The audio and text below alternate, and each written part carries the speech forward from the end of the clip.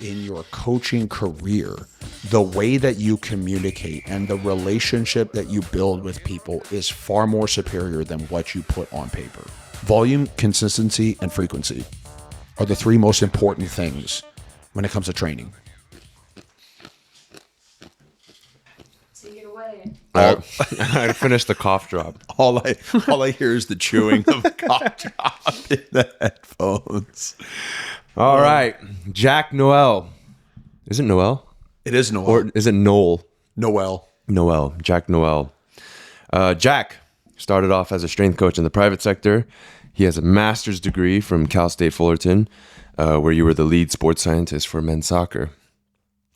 Head sports performance coach at Cal State San Bernardino for 4 years.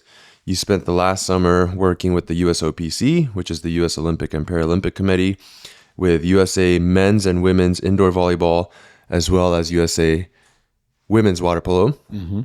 And right now, currently, you're the sports performance coach and internship coordinator at Long Beach State, working with men's basketball, women's volleyball, and softball. That's me. Thanks for being on the show. Dude, thanks Is for that having it? me. That's a pretty impressive resume. Yeah, I mean... Am I missing anything? No, not at all. Unless you want to hear about my 1,000 hours of free work that I did, As an intern? As an intern. That we all did? We were just making a joke about that today at work because I set a goal for myself this year that I was going to run more often. Mm-hmm. And I'm like, I don't like to run. I hate to run. But there's just, I don't know. I go and play pickleball a lot. And when you watch some people like do just genuine, supposed to be basic athletic things, it just looks so unathletic. And I'm like, oh my God, I cannot let myself get to that point. So I started running. So one of our coaches comes up to me and goes, I'm going to have to revoke your CSCS for jogging too much now, right? But it's one of those things like you do it because you don't want to do it. Precisely. Precisely. Like I had a friend over at my house the other day and he looked at my ice bath and he's like, why do you do that? It's like, because I don't want to. I don't want to do it. So I do it. So you do it. You have exactly. to. You have to do it. And like, that's the thing with our athletes too, right? Like a majority of them, like I always make the joke to recruits whenever they come, like whenever recruits come in, I'll always make the joke to them of like, look, I know that you didn't come on this visit to talk to me about how much you can't wait to come lift weights with me, like at Long Beach State. Like I know that that's what you're like, haha, like you're looking forward to. No, but in all reality, like most of the athletes that come into our space are not really there to like, they're not there to lift weights. Mm-mm. And they do it because they know that it will make them better. But for us to like, if we ask the majority of the room, they'd probably be like, nah, this stuff sucks. Like, I don't want to do this either.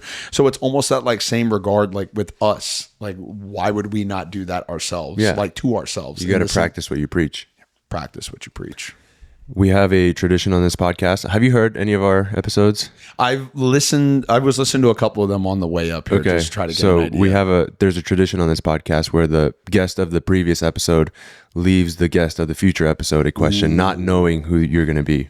Ooh, okay. So, Simon Please Lamar. don't be anything swimming because I will butcher not. it. Okay, actually, right. it's not swimming related at all. Oh, damn. All right. So, Simon, it's a 2-part question. Ooh. First, who's your idol or celebrity crush or someone you look up to? Do you have a person? Idol, celebrity crush. Like Simon's was LeBron James. Oh man, that's a tough one. I've always been really inspired by Kobe Bryant. Okay. Like, just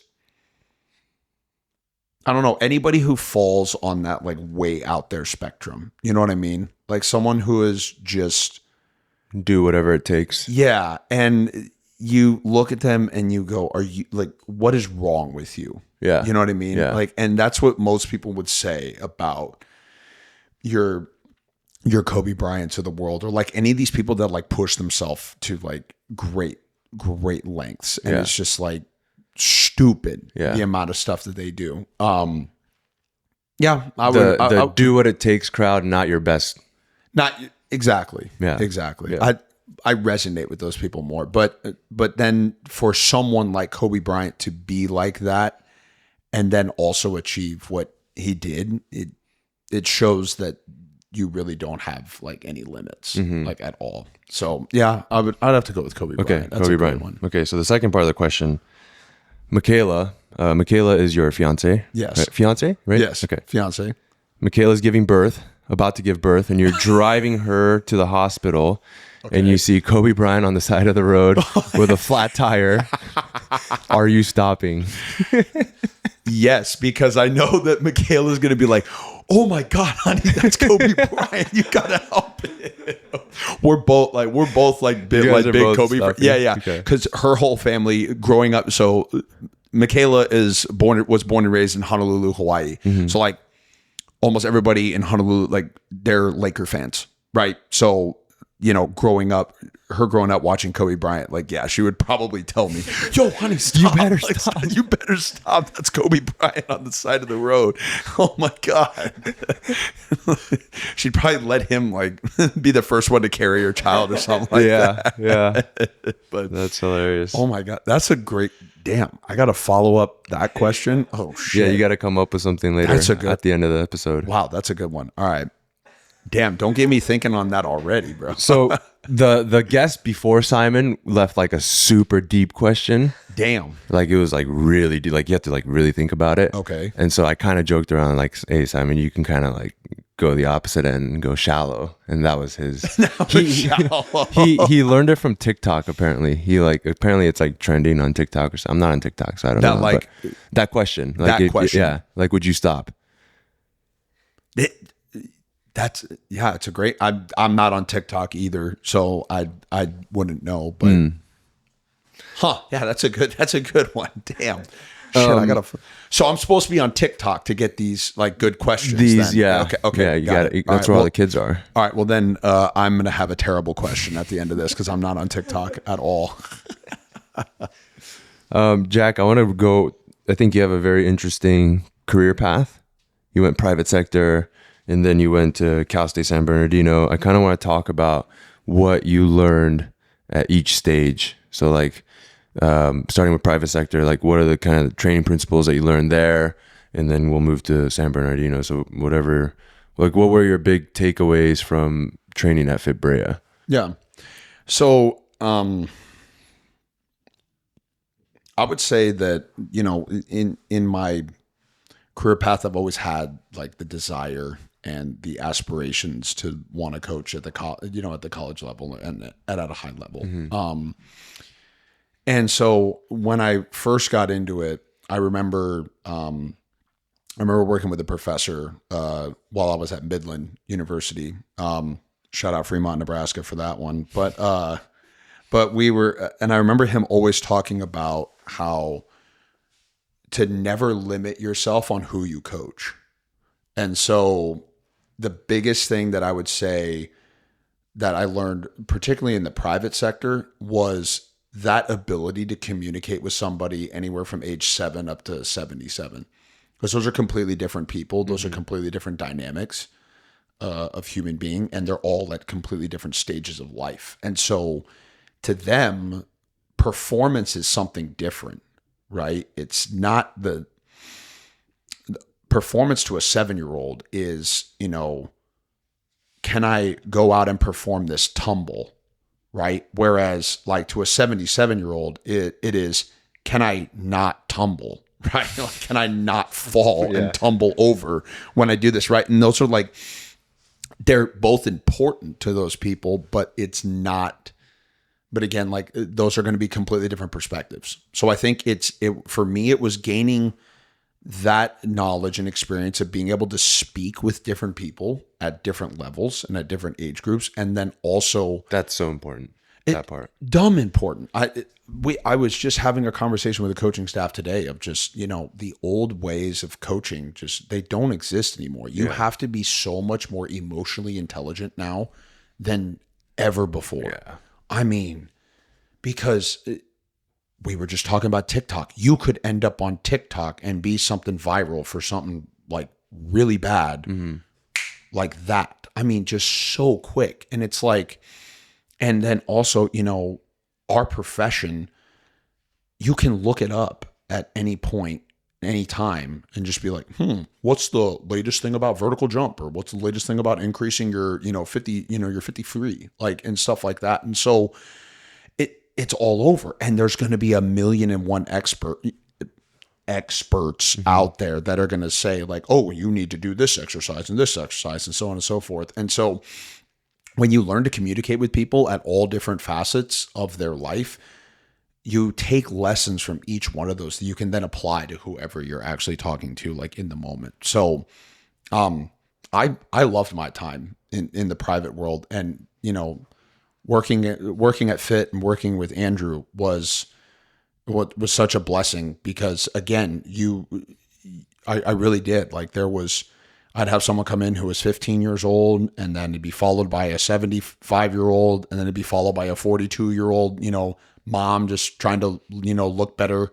And then it'd be followed by, a random 65-year-old meathead who still, thought he was 21. Right. And you just like have those people, but you learn how to communicate across the board with all those folks. Yeah, not only do you practice your ability to regress and progress exercises for the person, depending on the limitations that you're given, you also cut your teeth with training your social intelligence, where you can't speak to the 77-year-old lady the same way you talk to the 65-year-old meathead. Yep. So I think Sid and I have an analogy that we like to use. In Pokemon, you fight other Pokemon and then you gain XP points. Yeah. So you're just constantly trying to gain XP points by the greater variety of humans that you speak with and interact with, you get an experience point from, okay, I know how to talk to a 75-year-old introvert. Yeah. Oh, I know how to talk to a 37-year-old extrovert. You get all these tools in your toolbox, and you understand how to not only coach the exercise, but also develop relationships with them. Right. And like, you could almost make an argument too that the relationship is more important than the exercise. Yeah. Like, because if that person doesn't believe in you, and that person doesn't believe in what you're trying to do, and like what your intentions are for them, that they don't give a rat's ass what you are writing on the sheet for them, or what you're putting out for them. What matters to them is, do they like you? Do they want to work with you? And are they willing to run through a brick wall for you? Right? Like, so again, it's almost, yes, you have the ability to learn how to be able to, regress and progress and follow that path as well. But that stuff is easy though. Thank you. Well, that's the easy part. Pause. Easy for us, right? But I would argue that yes, that is the easy part. Now, there are some people who, just really struggle with that, right? And so sure, they need to definitely develop that skill, but you almost notice that the people who are really, really good with people are usually pretty decent, or sometimes they suck at like those regressions and progressions. But if they suck at regressions and progressions, I feel like it's most likely they also probably suck at talking to people too. Like, and they're not that, you know what I mean? So like, there's kind of that sway back and forth. So it's better to be just good at the people thing then. I would argue so. Yeah. Like even in college. Yeah. Like, so for me, yes, you need the regressions, the progressions. You need the you need to understand exercise. You need to understand physiology in order to land. Like, I would not be sitting here and having, the accolades that you read off. I would not be in the position that I'm in if I didn't know how to actually properly train people, right? But I would also make an argument that I'm also not sitting in this, or I'm also in this position because I know how to communicate that stuff. And like, getting those points across to people is probably what I've really tried to grow with the most and try to progress the most in my career. And again, like, those are skills that I developed training on the private side, because the cueing that I use for the 42-year-old mom doesn't ring a bell with the 7-year-old and doesn't ring a bell with the 77-year-old, And there's a multitude of factors of training history and injury history and whatever they doing before and blah, blah, blah. There's all those kinds of things. But again, it's how do you get it across to folks? Now, for me, it's just I do the same thing, but in a room of anywhere from 18 to 30 athletes, like at the same time. So again, those swords, you sharpen more individually one-on-one, which then prepare you for relatively the larger groups, like as you go down the line. That part you mentioned about like getting someone to run through a wall for you, that part is so important, because you can have a mediocre training program, but the athlete believes in it 100% and they will execute it to the T. Yep. And that athlete will get far greater results than program that is just, it's the best program ever, but like they don't believe in you at all. Yep. And they just kind of half-ass it. That is not going to be as good as the former one. 1,000%. I tell my interns all the time, I'm like, guys, so they were stressing a little bit over like, so for some context, I got into the role that I'm currently in at Long Beach State like midway through the semester. And so they had already been given a final assignment, which was like create a 4-week off season and a 4-week in-season training plan. And they were like asking me all these questions like, oh my God, like, should I do this? Should I go this squat progression? Like, should I, how should I manipulate my volume? And they, like most students do, which guess what? Like when I was a student, I did too. I was obsessing over, whatever. And I was like, look, I really don't care what you put down on paper. What I do care about is just one, at least show me that you understand progressions and regressions. It could be something as simple like a squat pattern. You could go hands-free front squat, then back squat, then whatever. Like, I don't care what route you take, but just show me there's something. Show me there's something. But understand that in the long haul, in your coaching career, the way that you communicate and the relationship that you build with people is far more superior than what you put on paper, because everything works. Mm-hmm. Like, to your point, you could have a pretty mediocre training. Like, everything's 3x10. Everything, you could go 3x5 squat, bench, deadlift 3 days a week. And if that person loves you and cares about you and they're like, dude, Sean has my best interest in mind, he cares about me, then that person is probably going to get better. For a strength coach or a coach that is struggling to get their vision across, how can you do that? How do you get a room full of, because you work with college athletes, a room full of 18 to 22-year-olds to believe in your mission and where you're trying to take them? Yeah. Well, what is your vision? Like that's the first question that you have to ask is, what is your vision? And so if you don't have one, and if you don't genuinely have it written down, and this is something that I've had to learn through my path, is if you don't have it genuinely written down, you can say it all you want to yourself, but it's not going to come into fruition. So like for me, for our men's basketball team, I have our standards written on the board every day. Right. And so it's just like it's there and in front of you and in writing. And what are they? What kind of standards? So for me, what I call the standard is, these are the things that I'm going to coach you on. Right. So like, one is your rep integrity. Like, what does each rep look like? Are you doing it to the best of your ability? Are you controlling, are you under control? Right. So just rep integrity, like always having great reps. Number 2 is your posture and your position. Right. And again, the way in which we manipulate our posture can have a lot of change in the results of the exercise as well. Mm-hmm. Right. And so are you in a lazy posture, or are you in a more upright and a better are you in a better position? Yeah. Right? What is your cervical spine position during a row? Yeah. 100%. Like, what is your, what does your T-spine extension look like? Like, I think that, people can get so, we can go down a long rabbit hole on this, but people get so wrapped up in the back and particularly the back squat, on how like it's like, oh my God, it's so much load on your spine. Like it's going to destroy your spine. Well, yeah, if you're like this, like, and the bar is here and you're like this, yeah, no shit, it's going to hurt your back. Like, duh, but what happens when you get into more extension? Like if you watch really good weightlifters squat, they're in a lot of spinal extension. That's good posture. That's what it's supposed to look like. So I coach them on that. And then the third one is, what's your purpose and what's your intent, right? Or so it's purposeful and with intent. Like, we are there for a reason.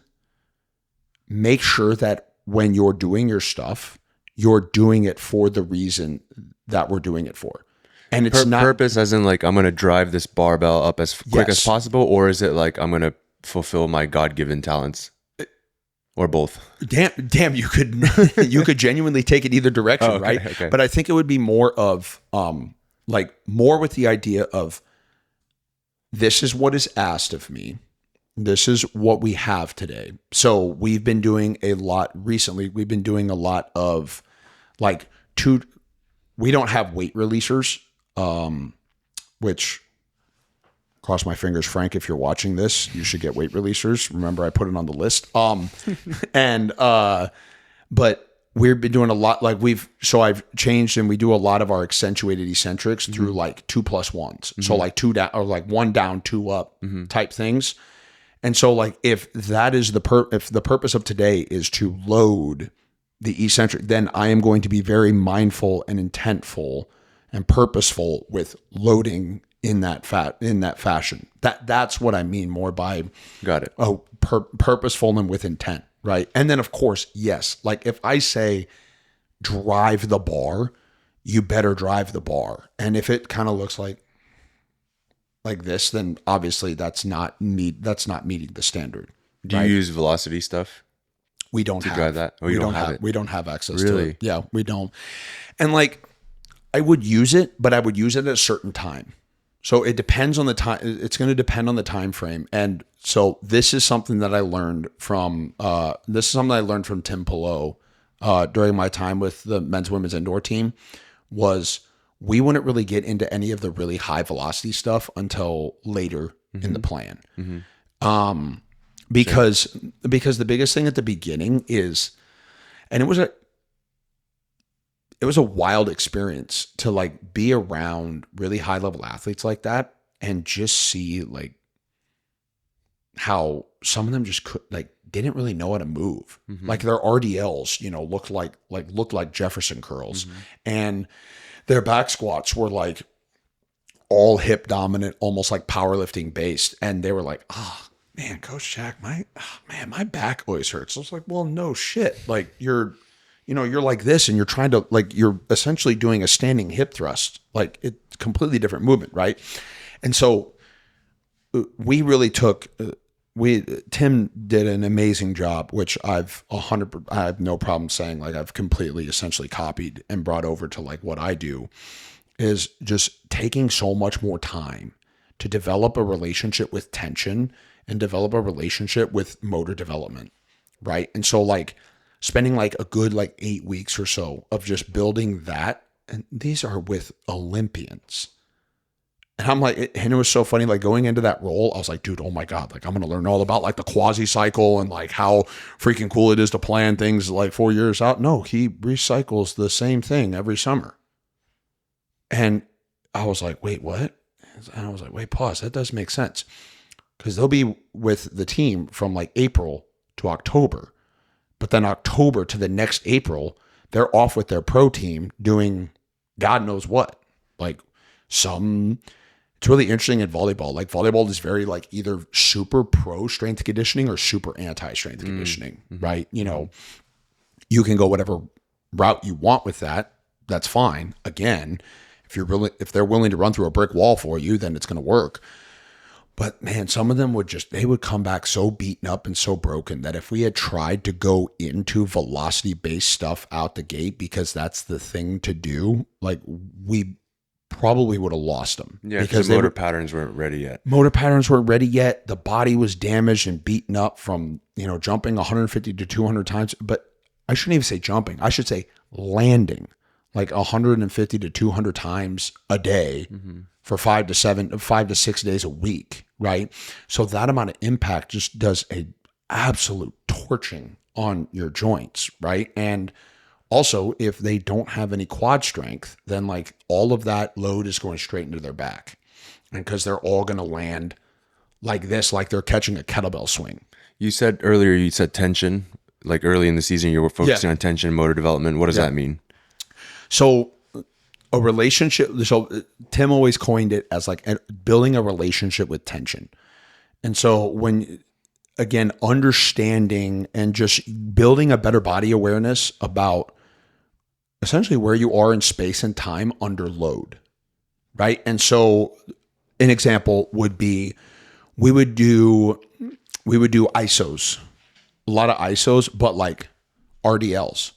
So we'd be at the bottom of the RDL, which like most people would look at and go, oh my God, like you're going to destroy your back. It's like, well, no, if you're in the correct position, you should actually feel all the load in your upper back and the way you're holding your posture standards and in your hamstrings where you're supposed to feel it. Right. And so we would do a lot of those.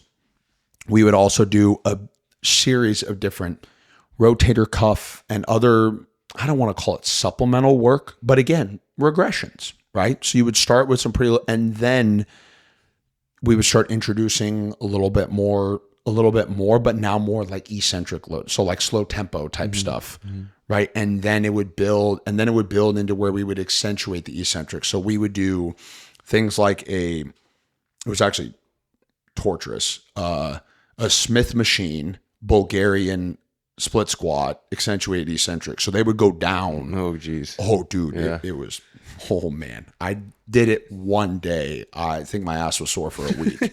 Like literally deep in the butt cheek, sore. But we would like have guys go down with like 120, 130 kilos, but then come up with like 70, or about like 80 or something like that. Weight releasers? No, in a Smith machine. So you're standing on one side, I'm standing on the other side. Let's say Sid's in the middle and he's doing it. So he goes down, the bar sets on a pin, we pull off, he stands up, we reload. Yeah. Oh, so like kind of old school-ish. Broke boys weight releasers. Broke boys weight releasers. Absolutely. But again, like in a Smith machine, it works because you don't have like this. You don't have to worry about stability. Yeah. Like one thing that I remember Tim telling me, he was like, don't ever do this with a bar, because if you do it with a free bar, like something is going to go wrong. Yeah. And again, that's coming from someone who's done this for like 20 years and has probably seen like everything. Yes. Yeah. You're just controlling for that variable. You're just controlling for that variable. So again, that relationship with tension, to be able to get to that point, started with you actually knowing and understanding what it feels like throughout that movement and in certain ranges of motion, right? And in correct posture and in correct positions as it goes. So when I talk about that relationship with tension, that's what I'm referring to. It's funny because we use the same exact thing. And I learned it from Joe Ken's Block Zero. Yep. Same exact thing. It's just said a little bit differently. For sure. If there are any strength coaches that don't know what the tier system is, that is the easiest like starting out system for you to ever run. It's like what I still use. Dude, it literally, there are hundreds of thousands of strength coaches that still use it. Yeah. And if you look at it in some way, shape, or form, everything is a tier system, right? And this is coming from a guy who was on the ground and understands that like, oh, hey, I'm working with a lot of like Olympic sport athletes. I shouldn't say Olympians, but Olympic sport athletes who can play their sport 12 months out of the year. It's a completely different beast than training someone in football. And I think that that's one of the, that's something else that someone could make an argument. I won't be that person because we'll go down real deep rabbit holes, but like is relatively an issue in strength conditioning is that we're still educating people on how to do strength conditioning for football. yes, football makes a lot of money. Yes, it's a very easy, low groundwork place to start where you have you have a general physical prep block, then you have a hypertrophy block, then you have a strength block, then a power block, and different things like that. Are you going to do that with, like, are you going to put one of your swimmers through a hypertrophy block in, like, at some point during the year? Sure. But again, what if they're swimming in a competition that week? Mm-hmm. Like, it's like, oh, well, the training card says we have to do 5 sets of 10. So we're doing 5 sets of 10 this week. It's like, they swim on Saturday. I've seen that. For sure. I've seen that. Both, I'm sure you have. And I'm sure both of us have in some way, shape, or form, right? Mm-hmm. Like, I know of people, and I know of people who literally have the same training plan and the same rep schemes and the same movements for every month of the year. And it's like, okay, I get it. That is general physical prep, totally. But like, they're in the middle of their, you're in the middle of your year and you still have to be able to complete your skill. Because as much as I want to think that strength conditioning coaches are the reason that we win games, right? Again, as much as I want to think that, right, I know for a fact that's not the case, right, at all. You have to go get a PhD in your sport. But if you don't have any juice or energy to be able to go do that and to be able to continue to develop that skill, you're not going to get better at your sport. I do think, though, the strength coach has more of a responsibility in stopwatch sports or distance-based, like throwing, javelin, shot put, those sports where there's objective measurement of yes, good, or bad, no, right? Yeah. Versus team sports. Yes. Right? And you're someone, actually, I wrote this question down for later, but I guess we're on it now. So we're on it now. You've done both. You've coached track, which is a stopwatch sport. You've done like shot put, javelin, all that stuff. And you've also been on the team side of things. What strategies do you implement? Because in stopwatch sports, generally, there's a season and then you want to peak for a specific competition. Yeah. Opposed to team sports, you kind of want all qualities to be ready at the whole time, right? Yep. Opposed to team sports, you can let certain qualities die down and then have them peak later on. Mm-hmm. Are there what strategies do you use to make sure this is a loaded question. No, it's great. Certain qualities peak at the right time? Yeah. So in the past, I've used a couple different models. The one I most recently used with my track athletes is we would basically just go like from high to low. Okay. Right. So we would basically start the week. So let's take a week that's Sunday to Sunday and it's in track season. So Sunday off, Monday would be like our bigger day. This could be whether that's intent. I think the other thing with stopwatch sports is intensity becomes a much greater factor. Mm-hmm. In terms of, and by intensity, I mean like load on the bar. So like a bigger day on the intensity spectrum would be like a Monday. A Wednesday would be moderate loads, but maybe we're trying to go for something high velocity, right? And then Friday is kind of like a tune-up and a primer. So you can just see kind of the progression go on the way down. I think for me, if I were to do it over, I would manipulate the volume a whole lot more. Really in the last year, I've probably become such a bigger fan of volume and really just gaining a better understanding of volume. Because if you really there's a really interesting study, and I forget who wrote it, but one of the things that I was looking at we were really looking at over the summer was this idea of overtraining. And so I think that like with stopwatch sports, this is where it can come into play a lot.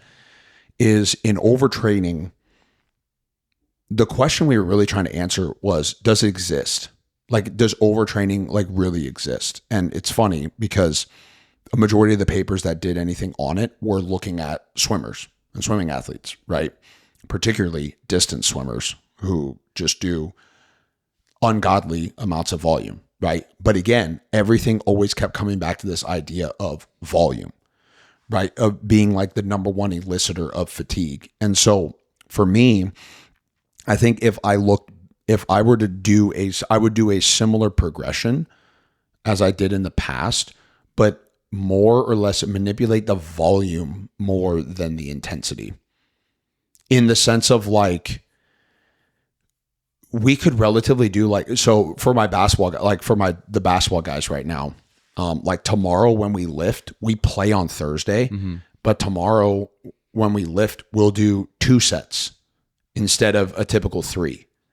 And like, it might not seem like much, but if you add that up over time, like, and relative to percentage, it could be anywhere from like a 25 to 30% drop in overall volume, which then we also know, like from peaking research, that when you drop the volume and actually allow themselves to have some super compensation time, like they perform better.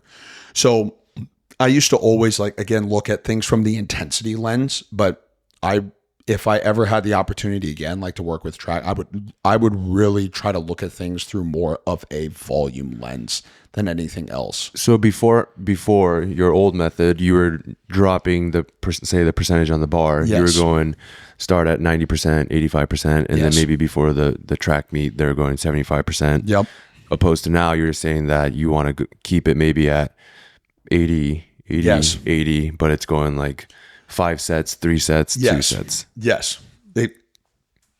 Exactly. Because like, because you can lose that strength and power. Yes. Right. And you want to be able to hold on to that a little bit.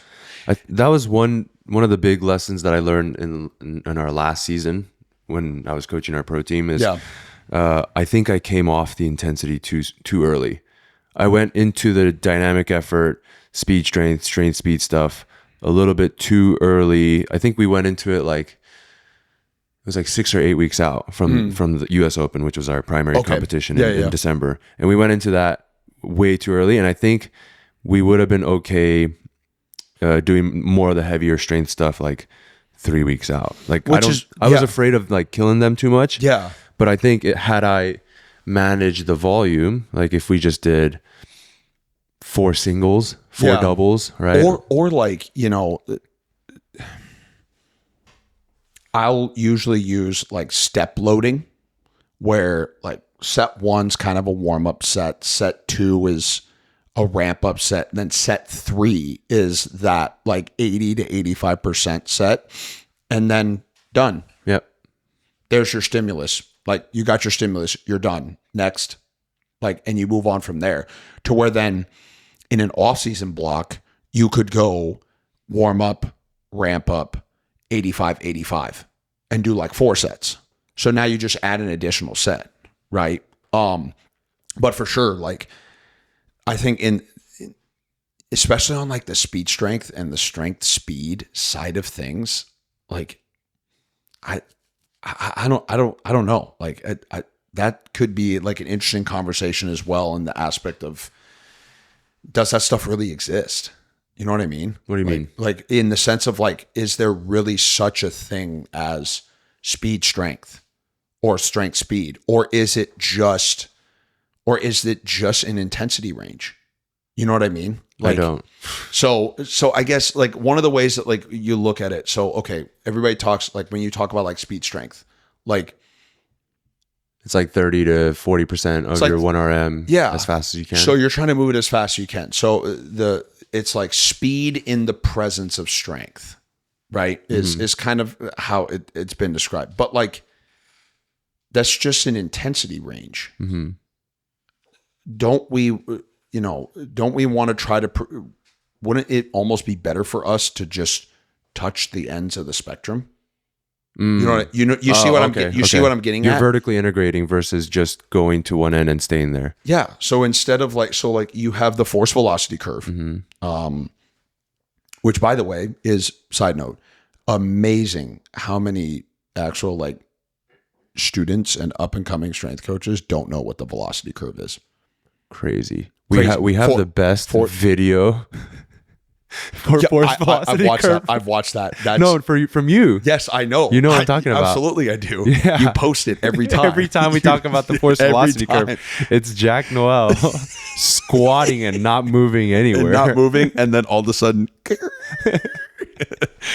no. But again, to that point, I guess the idea, what I'm trying to get at is, why spend time in this gray area in the middle and just spend more time at the ends of the spectrum?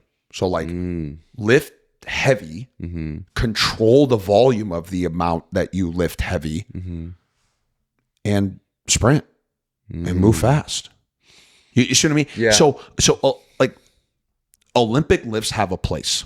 And like most people would say that like they fall in your strength speed world, right? Like strength in the presence of speed, right? And the thing is that like I am a fan of Olympic lifts. I am. Like I use them regularly. I teach them a little bit differently than I used to, but like I still use them because it's a great way to work on producing force, and power is king in sport, right? So like there's still that aspect of it. But with the people that we work with, would you categorize them as, because I would categorize them as barbell generalist, right? Like they use barbells and dumbbells and strength tools to benefit their sport. They do not do it to get better at doing it, right? Now, the result, obviously, of you do anything and you're going to get better at it, right? Whether you do that correctly or incorrectly. So how many people that you've been coaching or have been doing strength and conditioning with you for, let's say, like more than 2 years, how many of them have improved their clean by doing more cleans? Almost all of them. Almost all of them. Yeah. Right. What else were you doing with it? Were you also doing relatively heavy squatting? Yeah. Right. Heavy deadlifting. Yeah. So who's to say that you actually got better at cleaning by doing more cleans? Yeah. You're saying that the strength ceiling just improved, and so the clean technique didn't actually improve. Now, is that us stepping away and saying don't do cleans anymore? No. But again, you brought up The one strength end ceiling of the force curve and potentially expanded one end of the force curve this way, which then moved that curve over. Okay, I see what you're saying now. You see what I'm getting to? I know that took way too fucking long to get there, so my bad. I'm also, a little if you're not slow. supposed to cuss on this podcast, my bad. So. No, you can do it. All right, hell yeah.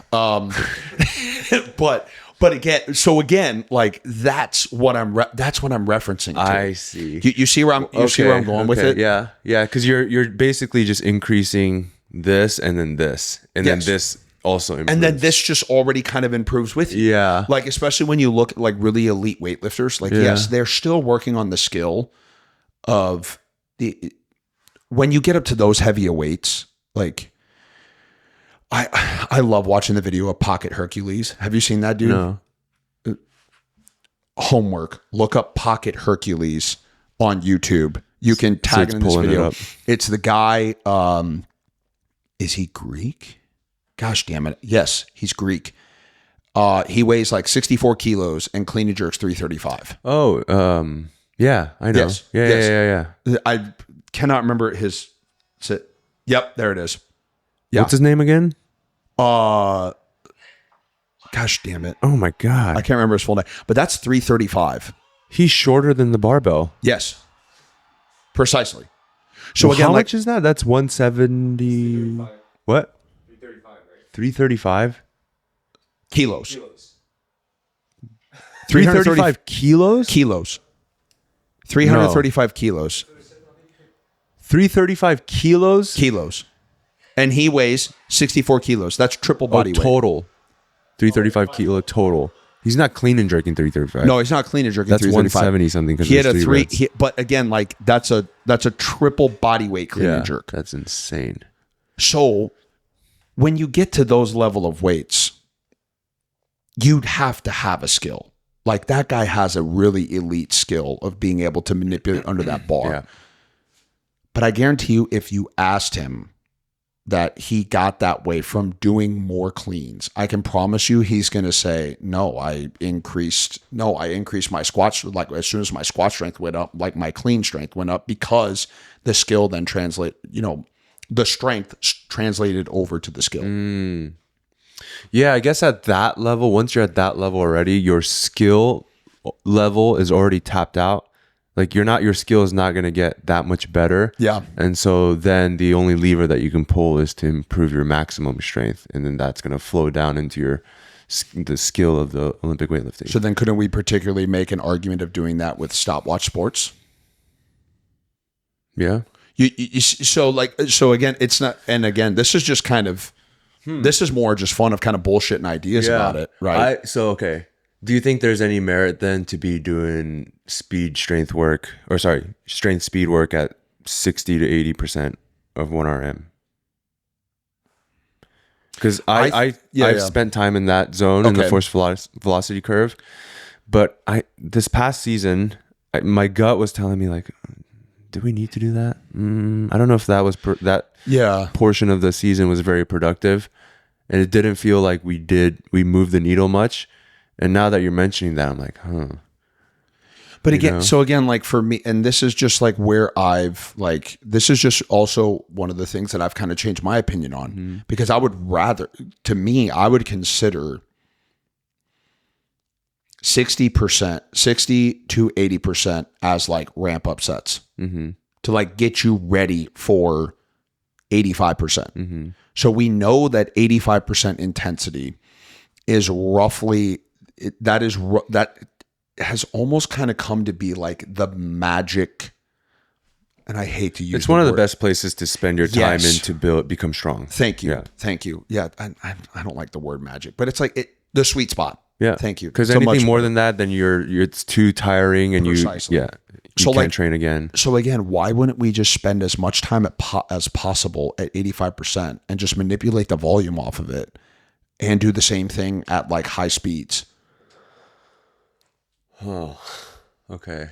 You're changing my whole idea of training. I don't mean, no, this is good. But again, I went through like a relatively similar thought process this past year where I was like, and I bring that up because I would do some of that similar speed strength stuff with our track teams. It would be more of like a Wednesday session. So again, just kind of coming down the force velocity curve. And I was like, gosh, damn it. I had the same feeling. I was like, because they would come in and they would, in their heads, of course, I didn't have VBT. So like you have velocity-based training units, which do help, right? I didn't have that. And I was like, well, shit. They say they're moving it fast, but when I watch it, it doesn't look fast. And it's like, it's kind of junk. Like it's kind of junk volume. And sorry to any of my track kids who but again, like, like if you're hearing this, and I didn't give you a bunch of junk volume, I swear. But again, I could look back and almost argue that a lot of the things that they were doing on the track, like was much more beneficial. And where I could have been of better assistance was 85% for like 4 sets of 5 on Monday. Same movement. 85% for 2 sets of 5 on Wednesday. 85% for 1 set of 5 or not at all on like Friday. And then compete on the weekend. And then compete on the weekend. And then compete on Saturday. Right? You could like have that as a ramper, or like if you're somebody, or you could even do it too where like you do the ramp up sets and then don't even touch 85. So you do the 60, the 70, the 75 to 80 and then done. Yeah, that's enough to maintain the strength. Right? Because I've always felt that there wasn't enough strength touched throughout the season, which again, like potentially opening up a whole nother can of worms. Load management is a really fun buzzwords to throw around in professional sports right now.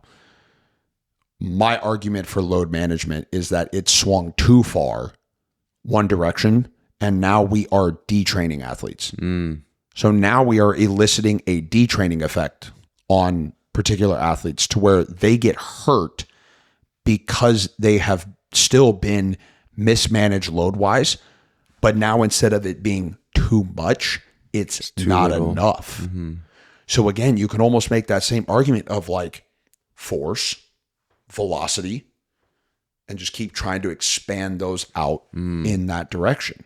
So talk to me through this. My general training philosophy has been kind of like the high-low thing that you're talking about, but more on a macro scale. So I go from force velocity curve. I start on the force, and then as the season goes along, we start ending up more on the velocity side of the curve. Okay. But I'm still vertically integrating to make sure that I'm not losing the different qualities. Yep. I just kind of manipulate the ratios of how much we're doing. Like we're doing a little bit more speed stuff later in the season. Yeah. But now I'm thinking, like, now that you're mentioning this, do I even need to do the strength speed stuff? You know, and do I just keep them at doing strength the whole time? You know, and then do I need but to then change the velocity throughout the season? Maybe not the velocity, but change the volume. So just less strength work, or Sure. The volume of the strength work gets lower as I get closer to the competition. As you get closer to competition, could be a route that you go. What am I doing? Am I just doing less work overall then, or am I filling with more accessories, or you know, if I'm doing less volume? Yeah, you might do.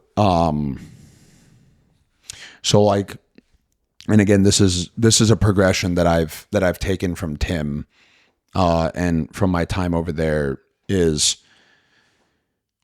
we would go in a block, week 1, 3 sets, week 2, 4 sets, week 3, 4 sets, week 4, 5 sets, start over.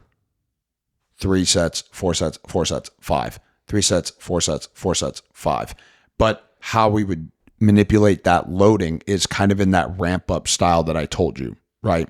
So let's use a squat for example. Mm-hmm. So let's say it's a back squat. You're in a 3-set week. Set number 1, 60 kilos. Let's just say we're just throwing some numbers out there. 60 kilos. Set 2, 80 kilos. Set 3, 100 kilos. Next week, 4-set week. Set 1, 60 kilos. Set 2 and set 3, 80 kilos. Set 4, 100 kilos. Week 3, still 4 sets, 60 kilos, 80, 100, 100. And then in the 5 week, you go to 3 sets of 100. 60, 80, 100, 100, 100. 100, 100, right? And then you start over. And now 65, 85, and you might go that route, or maybe in that 5-set week after that second set of 100, you're like, ooh, 100 kilos felt really good. I'm going to try 105, and maybe you get 105, right? But now you've just provided more opportunities you've just provided an additional opportunity for them to potentially be able to do that, right? And then you start the next block over, and yes, you might go 65, 85, 105, and then kind of start the whole process over. And so the idea behind it is that the progression and the growth is gradual, and it's not a spike. Yeah. So like most people, like, okay, a plan like 5-3-1. Remember Jim Wendler's 5-3-1 program? Bro, like another one, tier system and 5-3-1. If you're a strength coach watching this, like, and if you don't know those systems, like, you live under a rock. So like it was first week, 3 sets of 5, second week, 3 sets of 3, third week, 5-3-1. Third week was 5-3-1, and then the last week was 3 sets of 5 at like 40%, right? Well, if you go from, like, again, the ramp up of that is actually quite steep. And if there's one thing that we know in regards to overtraining syndrome, is this facet of rapid spikes in load and rapid spikes in change and volume actually are one of the biggest causes of the problem. So if you take a little bit of a slower approach and let the progression build less like an airplane trying to take off an aircraft carrier and more like double the runway of LAX, you kind of get this, you eventually do get up there, but then it just happens so gradually that the body can continue to adapt to it as you go. And you can stay there longer too. And you can stay there longer. Yeah. And it's because you have such a good foundation. I used to make it, I laugh because Tim would ridicule me on this. He would say, yeah, the strength sticks. I'm like, you know what that sounds like? Sounds like a good pot roast. You ever had like a really good pot roast and you just like finish it? You're like, dude, that shit is rib sticking good. Like it just fills you up. So then like anytime that I would make that joke, he'd be like, strength. It's like a damn pot. It's like a damn strength pot roast, huh? Yeah. I'm like, hey, I coined something for you. So, did Tim do a lot of speed strength work? Not until later in the phase. So our progressions would go, and again, like I'm relatively copying it. And I have no problem giving credit where credit is due. I learned it directly from him, but it would start with like motor development, and then we would move into like high performance strength, which was more of like tempos and controlled things. And then we would start increasing the velocity of the eccentric. So like increasing so again, that would be like you're doing overspeed eccentrics, or yes. Okay. Like, so that was the last phase. That was the fourth phase. So there were 5 phases in total. The first one was like motor development. So we use a lot of isos and different things like that. The second phase was slow eccentrics at like moderate volumes. So it would be more of like 3-4 second tempos on things like that. Third phase was accentuated eccentrics. So now we're talking overloaded or how some people refer to it as super maximal eccentrics. So we're using like those kind of phases. Fourth phase was high velocity eccentrics. So bands, drop catches. This is a lot of times where depth drops would come into play. It was interesting. We really didn't do a whole lot of plyometrics up until that point. And this is specifically for volleyball. This was So this was very particular to volleyball, but in all reality. And what phase of the season is all this happening? This is happening all the way through the summer. When is the volleyball season? Good question. So, if we're talking the national team schedule, so they would report to us in May, and then their first 3 months, or June and July, were what they called VNL, or Volleyball Nations League. So it was a 3-round series and then a finals.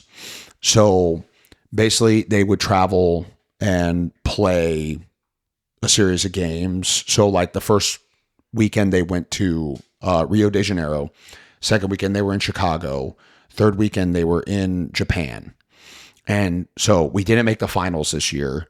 So we missed that fourth week. So there would have been a fourth weekend that they would have gone to play. And these are rough. So again, you're playing roughly 3 to 4 games in this period, but there's about a 10 to 12 day period between. So like, for example, when they went to Rio, it was like the first weekend of June. And then they went to Chicago like the 3rd or 4th weekend of June. And then they went to Japan like in the middle of July. And then they would have gone to finals like the first weekend of August. So there's still a little bit of space in between. So this is all happening during that time period. Then in August was basically all prep for World Championships, which was in September. So then in that regard, phase 1 would have been when they got there. May. Phase 2 would have been June, which, you're playing the isos. Phase 2 was like slow eccentrics. Okay. So like that would have been in that period where you're playing roughly 2 rounds of VNL. Mm-hmm. Third block, the accentuated eccentrics would have been there in July. Again, it also kind of depended on the travel as well. So there were other like factors with it to where maybe you don't have access to being able to do accentuated eccentrics. So you would just kind of adjust as you went. But that would happen in July. And then the fourth week, which was the high velocity eccentrics, or the fourth phase was the high velocity eccentrics, that was happening in August. And the August period was like, there was like a 3-week block where there was no games and it was just preparation. So like it was structured out with that schedule in mind, knowing that there was going to be some time in there for us to get for them to get a break and really just dedicate to training. And then when they went to world championships, it was all concentric stuff. So like pin squats, pin squats, pin presses, lots of just concentric base type things, like reverse band squats, different types of things like that. So as basically, you guys kind of made the decision that world championships are more important than the VNL. Yes. Okay. Yeah, that was decided pretty early. So again, that also takes communication with your coach. Yeah. Of What is the important one? What is the important one? And you could make an argument that for me, in most team sports, the most important games are championship season, which happen at the end of the year. So when you're looking at a team sport schedule in that regard, makes sense.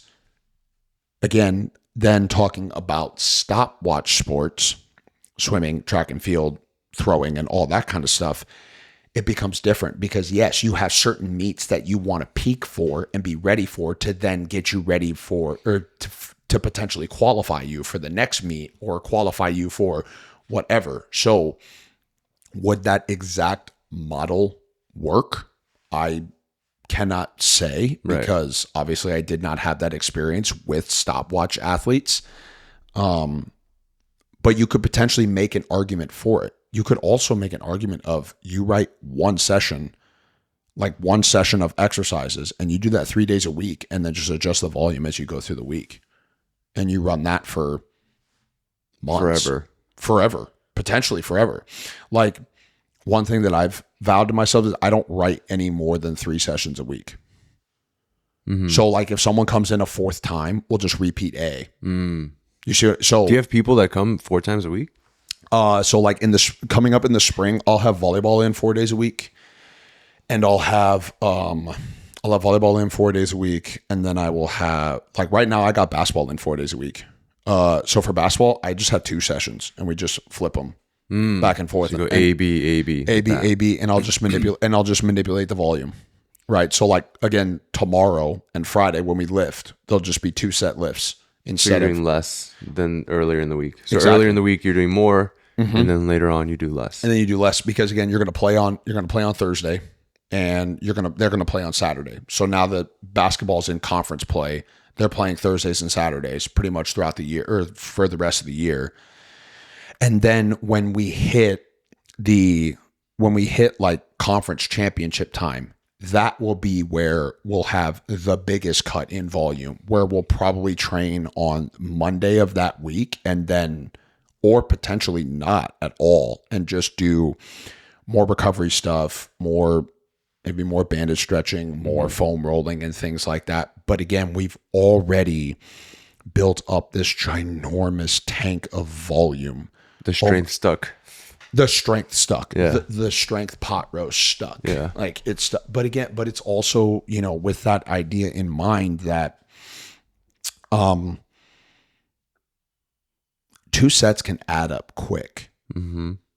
Like you calculate that out over the course of an entire year, that's still a lot of sets, right? And to me, that's a better option than not training at all. If you're consistent. Bingo. To where like, if you're doing like, if like your first week you train 1 day, then the next week you train 4 days, then the next week you don't train at all, and then the week after that you train 3. Like if you're too up and down like that, like it doesn't. No, it doesn't work. It doesn't work. None of this works if you're not consistent. None of this works if you're not consistent. But again, the consistency piece also plays into the volume piece as well, right? Yeah. Right. It directly relates to it. I was just talking with one of our other strength coaches on staff about it too, of how like volume and consistency are so much more important. Volume, consistency, and frequency are the 3 most important things when it comes to training. I agree. Like genuinely. Like just if you're going to go 3 days a week, go 3 days a week Forever. Don't change. Yeah. Stop going like, well, I can't do this week. I'm sorry. Like, which is, something that was tough in the private sector.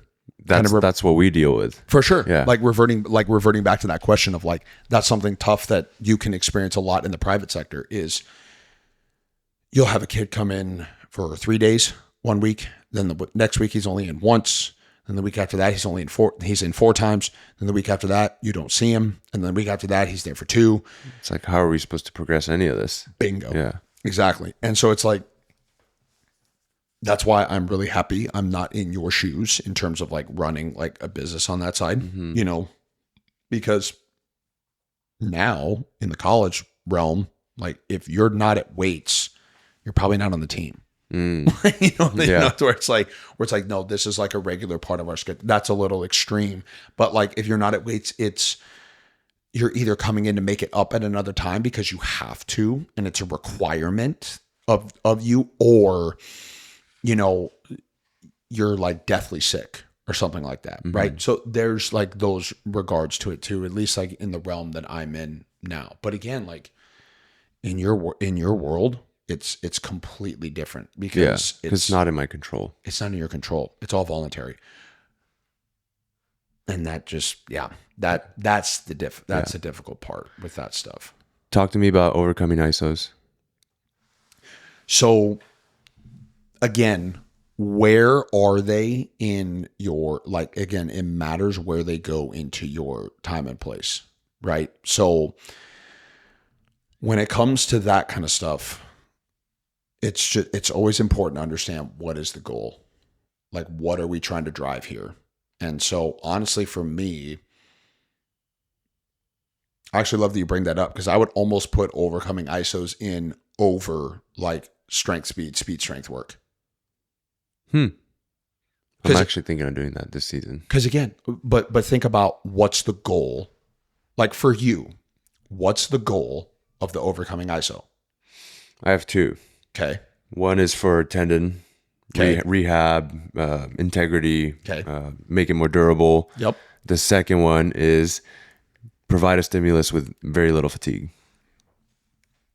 So, and again, there's no eccentric loading on an overcoming ISO. So boom, fatigue part gone. Also, the tough part you run into is the effort piece, right? To where, that's something, that's always going to be the toughest part. Like it's always going to be the toughest part. Like really, can you get them to really commit to putting forth the effort that you need, or are they just kind of pushing against the rack and then like looking around and going like, you probably don't want to use it with your 13-year-old boys who are hell no. They don't even know what pushing is. They don't know the difference between push and pull. Like they push on a door when it says pull. Like, you know what I mean? like so with those people, like you're not doing that stuff. Now your high level Olympians and those folks. I have no problem with them. Hell, of course you don't. Now, how many of them like train together? Is there a group? Do you have a group? Yeah, we have them? a group. Yeah. Okay. Yeah. So I would do them with my baseball guys. It was a part of our pre-activity prep, and it was so they would all be in a group, standing around one another, and just absolutely howling, screaming bloody murder at one another. Like, come on, motherfucker. Yeah. And it worked, and it worked awesome for them. I tried to do it with our cross country team. Your answers is exactly all I needed, right? Where like, I've worked with cross country. Yes. Yeah. And the idea and the intent is there. And again, it's nothing against them, but it's a completely different animal. Like it's a complete different beast. So like it works super good for my baseball guys, and they loved it. Like they were all about it. And I mean, damn, I could have damn near, like, if I wanted to, I could have damn near ended the session there because I knew that I got a stimulus out of it, right? But of course, like we still went on and did other things and it was great. But again, that the camaraderie in that room was completely different beast than, than my cross country team. Yeah. I didn't even think of that con of not putting the maximal effort into it. Any other cons with overcoming ISOs that you can think of?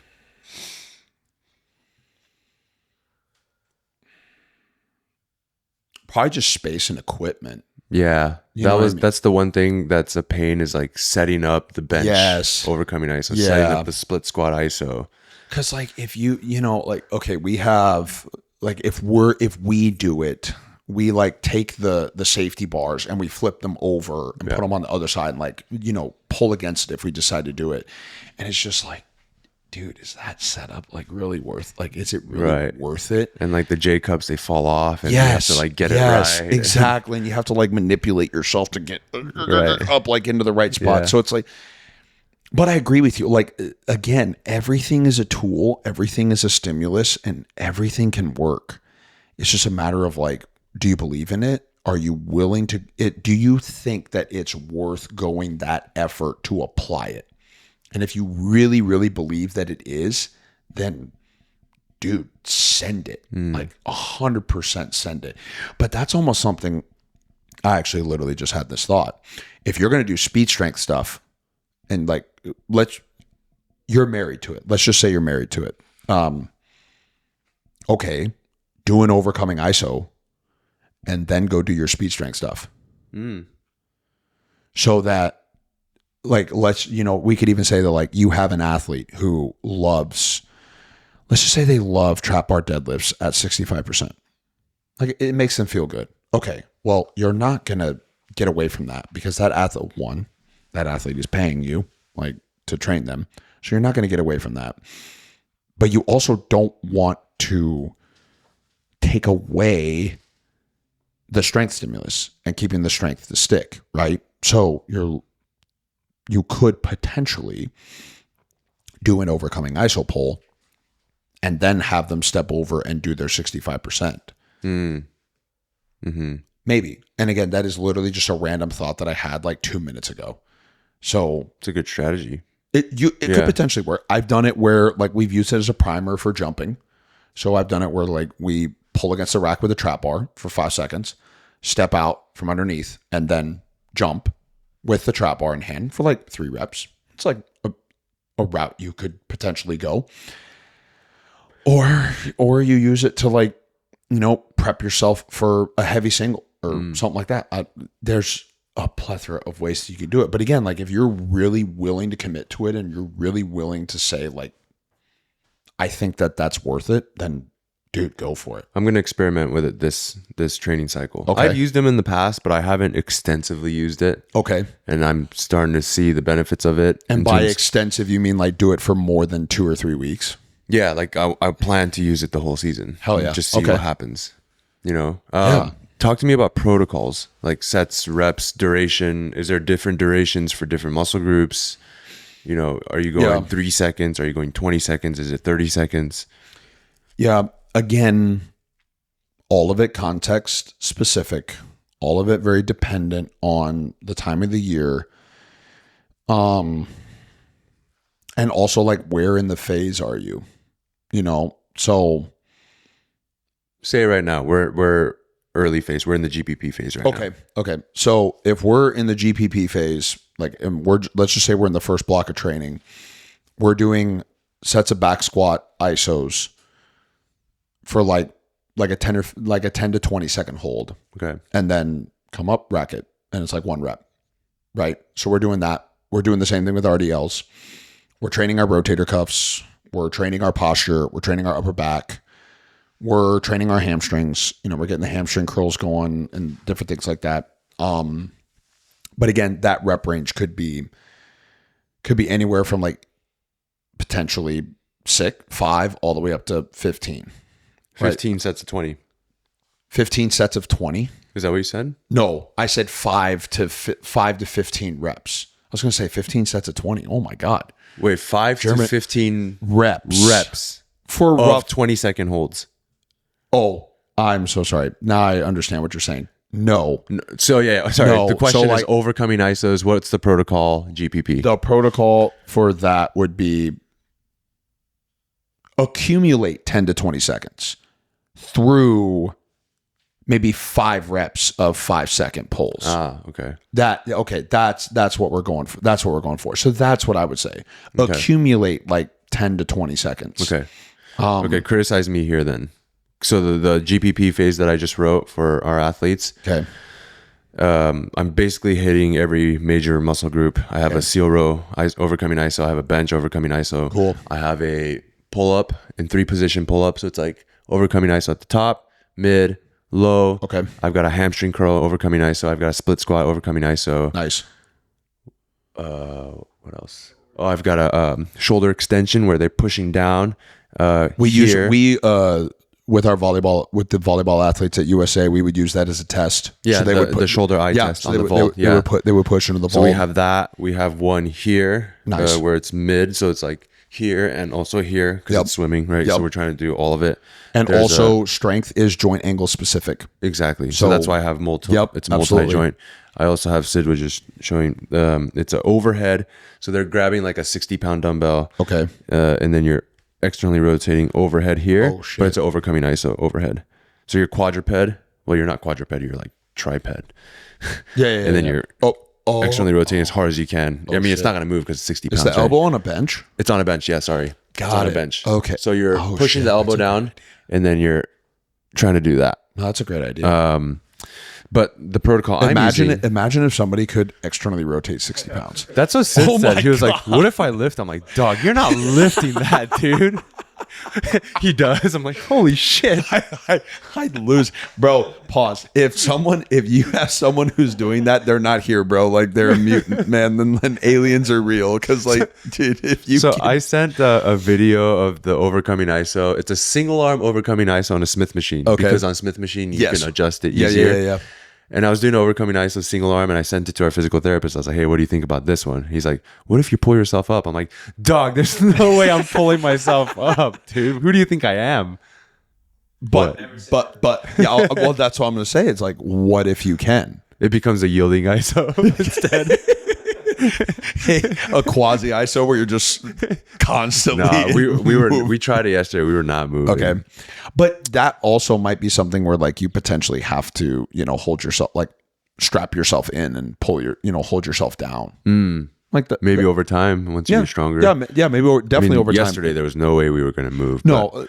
So let me guess. You're sitting on the floor with the leg straight out in front of you, and then you're pulling. Yeah, well, we were crisscross applesauce. Okay, that same. Yeah, similar idea. So but yes, the protocol I'm using right now is it's 2 sets of all of that. Okay. Week 1 is, I believe, 10 seconds. Week 2, 15 seconds. Week 3, 20 seconds.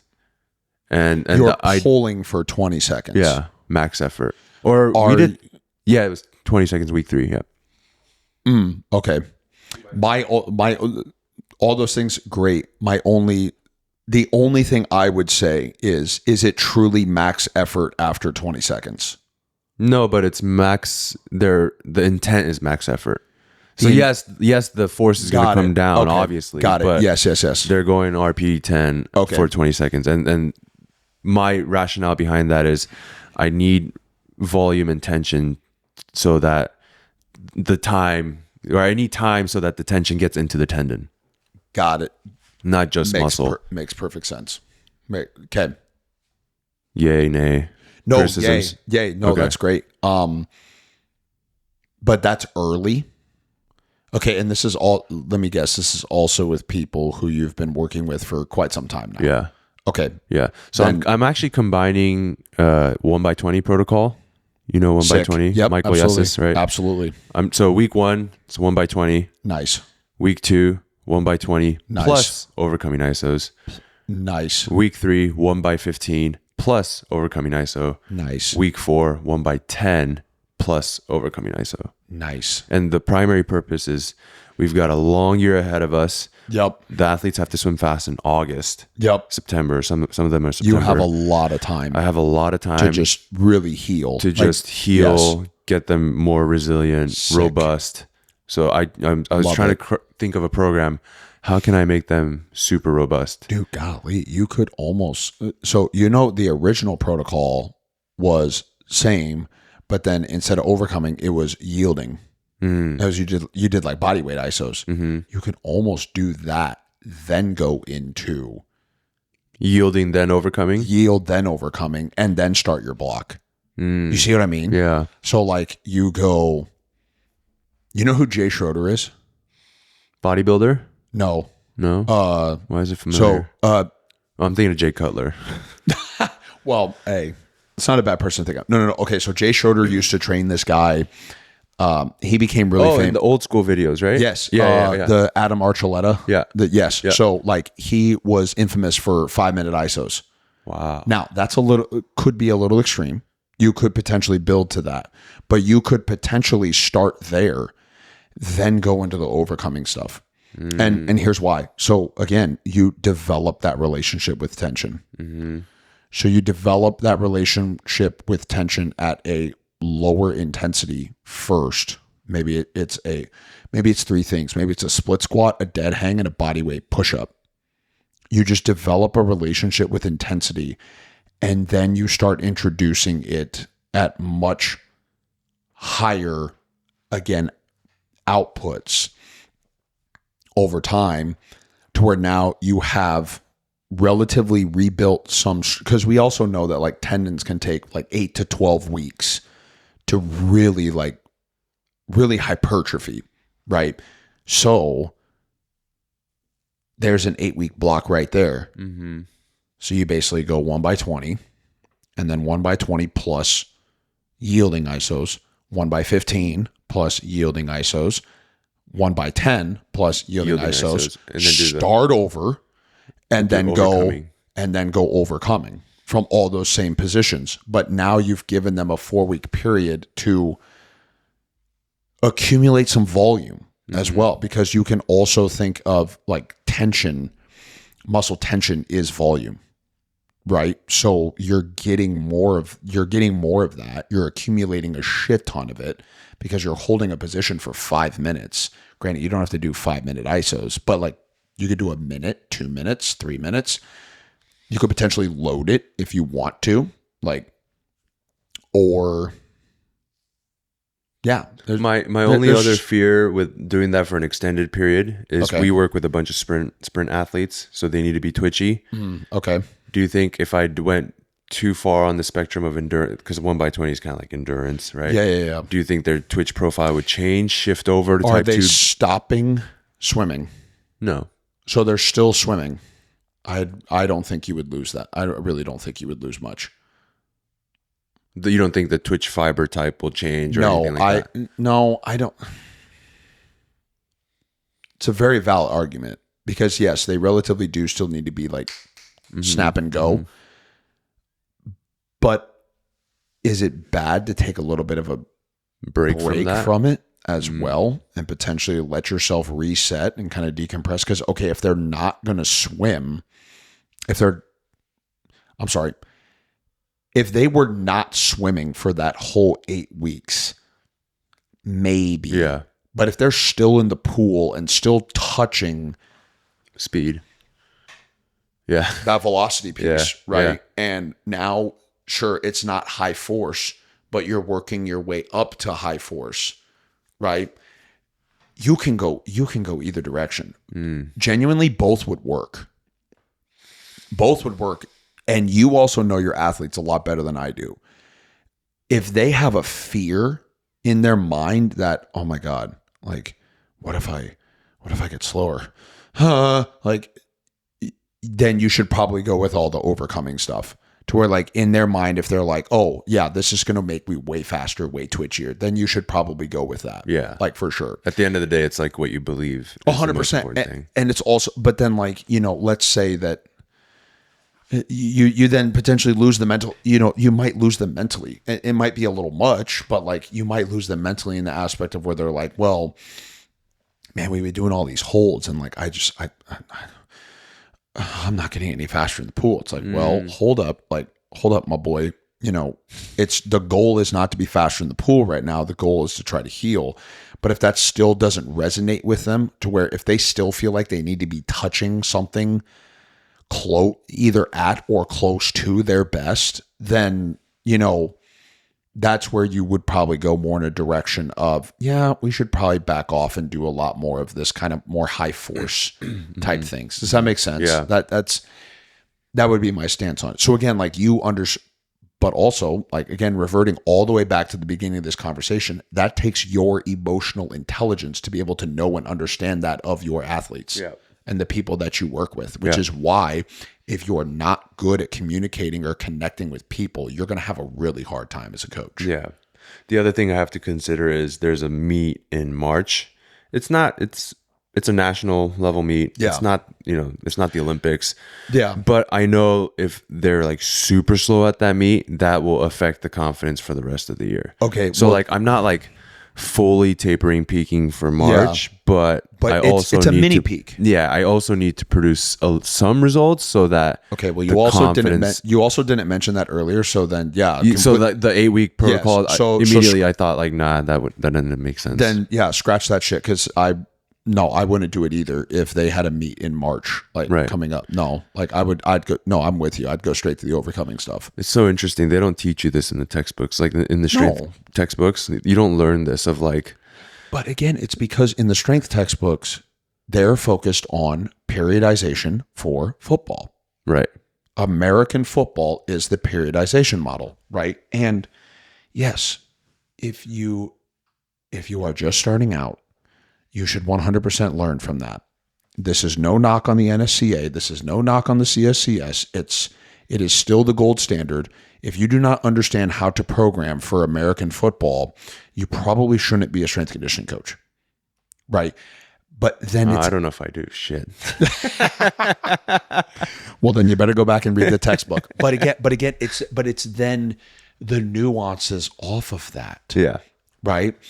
Which is why, like, as controversial as he was, why Louis Simmons was so interesting and why the conjugate model was so interesting, because you look at the people that he got it from the Soviet Union, where they were trying to build multiple qualities at the same time. They didn't give a they didn't give a rat's ass about American football. They cared about the Olympics. Mm-hmm. Well, what can most Olympic sports do all year long? They can continue to compete.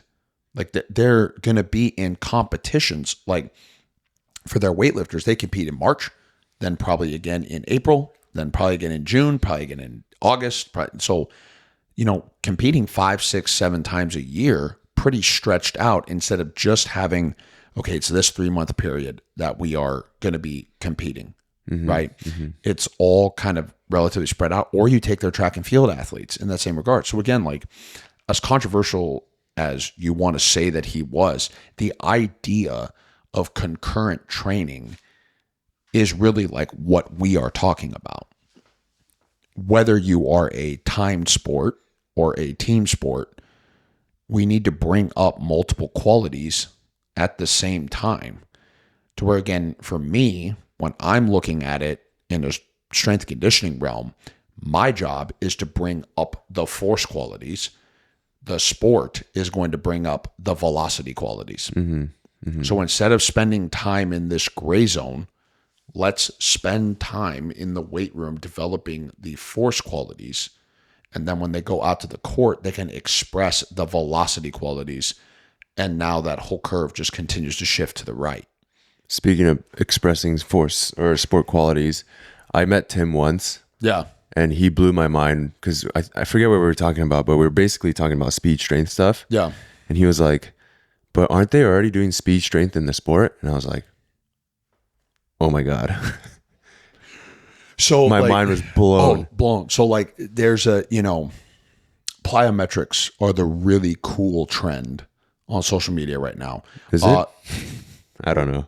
Yeah. So they've been around forever. Oh, really?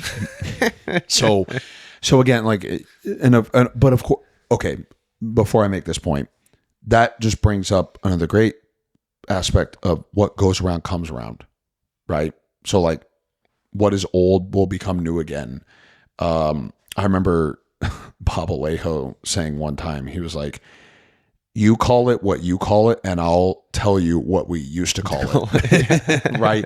So in here, so with plyometrics, so plyometrics are kind of becoming like, again, they're becoming kind of a big thing, and they're starting to make some mainstream, right? So there's a particular individual that I really, really enjoy. His name is Matt McInnes Watson. So he runs a company called Plus Plyos.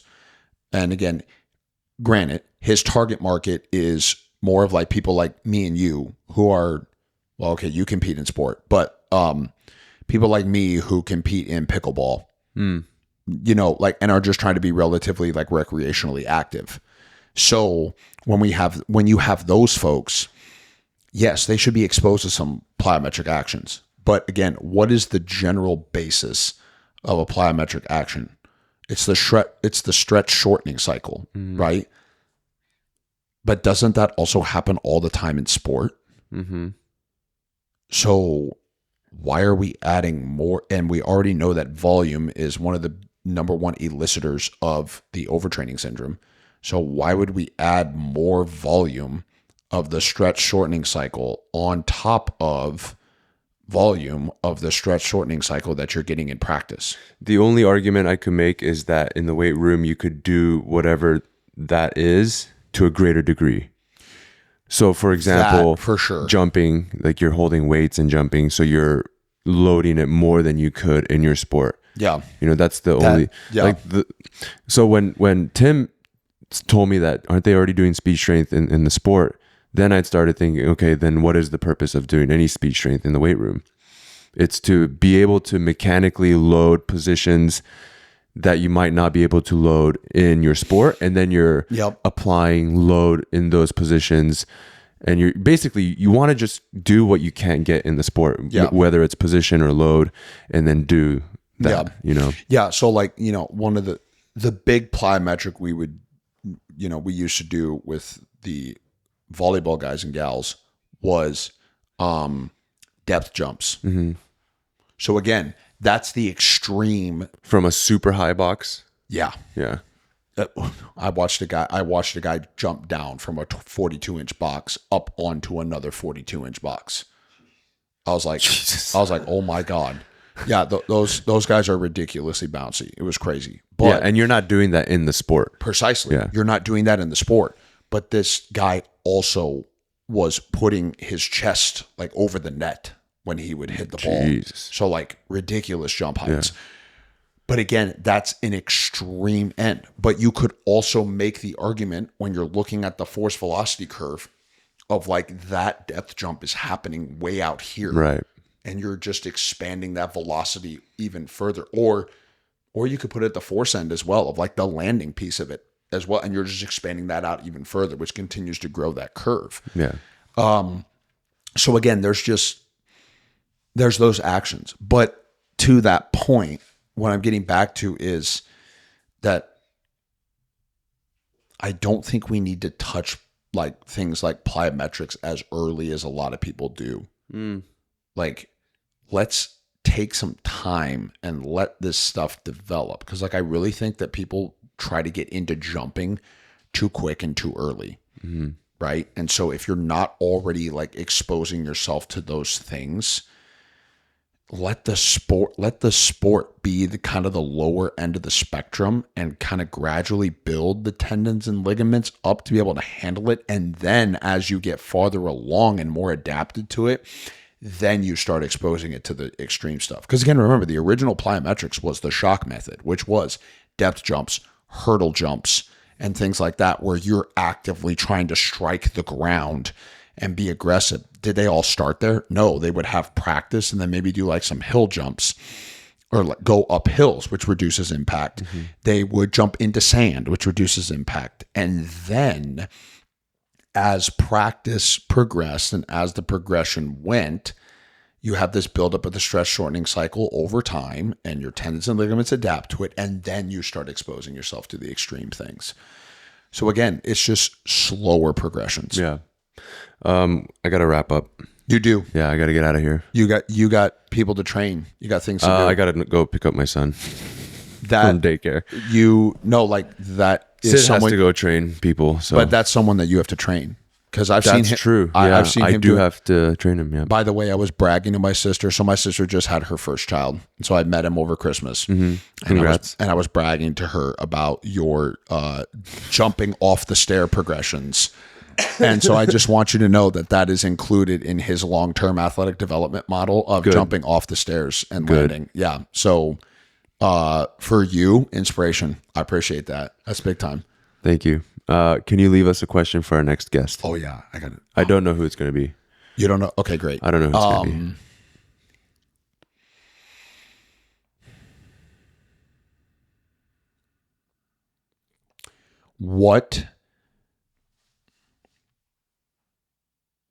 What is a weakness of yours that got exposed in 2025, and how did you grow from it? What was yours? For me,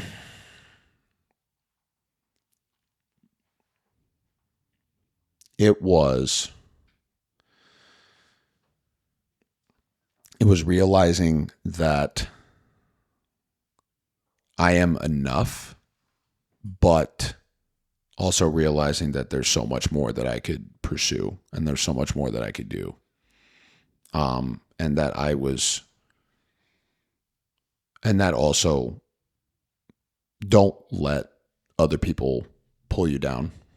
So in my time before, like at the beginning of last year, I was in a tough spot, like in my career. And like, that's why I made the change, in regards to leaving the job at San Bernardino. Mm-hmm. And there was a lot of negativity in that realm. And I was letting that dictate me and how I was approaching my career, learning, and my own growth, and really realizing that the environment that you're in is so much more important than you realize. 100%. Holy shit. The quote, "You show me your 5 friends and I'll show you your future." Like, my God, that Couldn't be more true. Could not be more true. Yeah. Could not be more true. So, yeah, that was mine. It was definitely huge. Awesome. Well, thanks for being on. Your Instagram is at coach_Jack_Noel. That's me. I also found your email address on the internet. I don't know if you want me to share live or not. Oh, go ahead. No, that's you fine. Want me to share? Okay. I mean, it's on the internet, so if you Google it, it does pop really? up. Yeah. Oh, perfect. I found that's it. Fine. Okay, so if you want to contact Jack Noel, I wanted to go into the whole, like, how do you become a college strength coach? Like, what should you look for in an internship? Wait, what are you should telling do? me we have to do this again? Yeah. Oh, Like, hell yeah. like I had All right, a let's whole. go.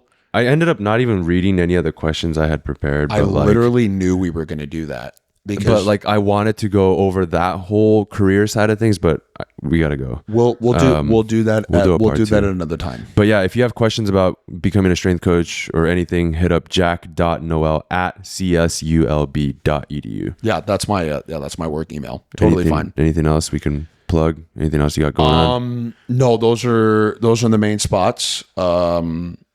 If you have I tell people all the time, like, whether, especially the recruits, like, I don't even care if you come here or not. If you have questions about something, just ask. Like, I'm happy to help. You've probably learned really quickly, I enjoy chopping it up. Yeah. So, like, I can chat about whatever at any point. So, yeah. Awesome. Email him. Yeah, email me. And expand your network. That'll be the last thing that I leave you with. My network is the reason why I'm sitting here today. And so make sure that your network is expanded really, really wide. Awesome. Thanks, Jack. All right. Thank you, everybody. Bye. Appreciate you.